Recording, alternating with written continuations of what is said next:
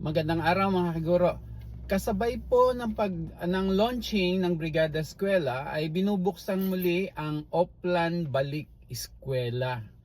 Ang Oplan Balik Eskwela ay mas malawak na kilos po ng DepEd upang ihanda ang mga paaralan sa pagbabalik ng klase ngayong June 8, 2026. Ito po ay mas malaking paghahanda ng DepEd. Brigada Eskwela ay bahagi po lamang ng Oplan Balik Eskwela.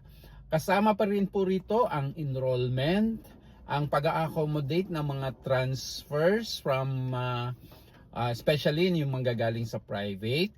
At bunga po nito ay meron pong itatayo na mga isi-set up na mga table sa bawat eskwelahan po para tugunan ang mga problemang maaring kaharapin ng isang paaralan. Kasama na po yan yung mga magulang na magtatanong tungkol po sa pag-transfer, ano po mga requirement.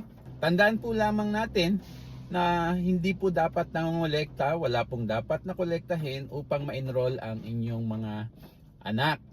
Kasama na rin po, hindi po requirement ang pagsama sa Brigada Eskwela.